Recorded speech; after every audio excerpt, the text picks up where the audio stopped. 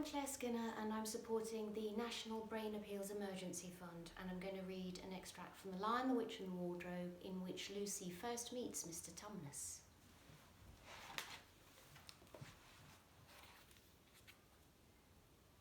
Allow me to introduce myself. My name is Tumnus. I'm very pleased to meet you, Mr. Tumnus, said Lucy. And may I ask, O daughter of Eve, said Mr. Tumnus, how you have come into Narnia? Narnia? What's that? Said Lucy. This is the land of Narnia, said the fawn, where we are now.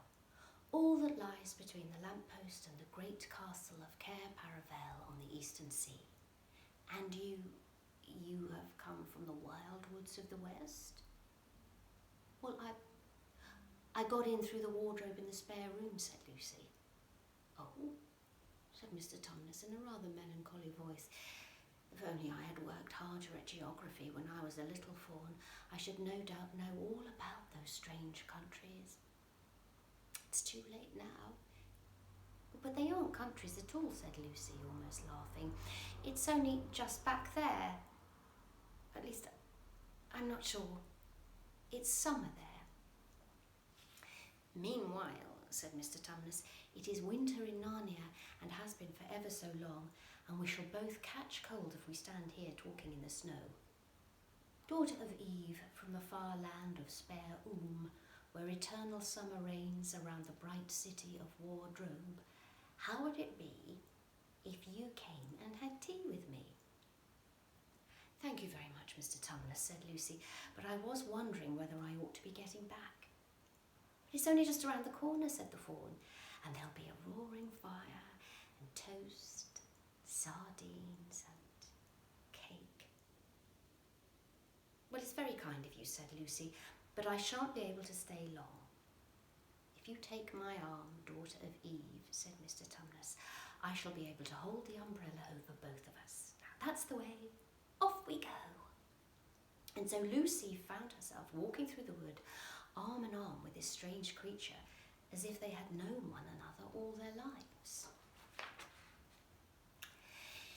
They had not gone far before they came to a place where the ground became rough and where rocks were all about, and little hills up and little hills down. At the bottom of one small valley, Mr. Tumnus turned suddenly aside as if he were going to walk straight into an unusually large rock. But at the last moment, Lucy found he was leading her into the entrance of a cave. As soon as they were inside, she found herself blinking in the light of a wood fire. Then Mr. Tumnus stooped and took a flaming piece of wood out of the fire with a neat little pair of tongs and lit a lamp. Now, we shan't be long, he said, and immediately put a kettle on. Lucy thought she had never seen a nicer place. It was a little dry, clean cave of reddish stone with a carpet on the floor and two little chairs. One for me and one for a friend, said Mr. Tumnus, and a table and a dresser and a mantelpiece over the fire. And above that, a picture of an old fawn with a grey beard. In one corner there was a door which Lucy thought must lead to Mr. Tumnus's bedroom, and on one wall a shelf full of books. Lucy looked at these while he was setting out the tea things. And it really was a wonderful tea. There was a nice brown egg, lightly boiled for each of them, and then sardines on toast, and then butter toast, and then toast with honey, and then a sugar-topped cake. And when Lucy was tired of eating, the fawn began to talk.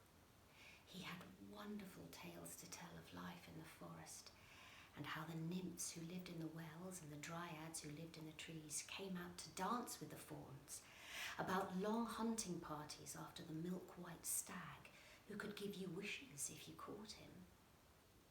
And then about summer when the woods were green and old Silenus on his fat donkey would come and visit them, and sometimes Bacchus himself.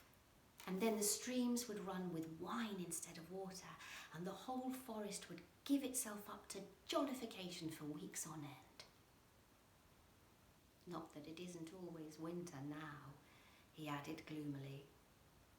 Then, to cheer himself up, he took out from its case on the dresser a strange little flute that looked as if it were made of straw and began to play.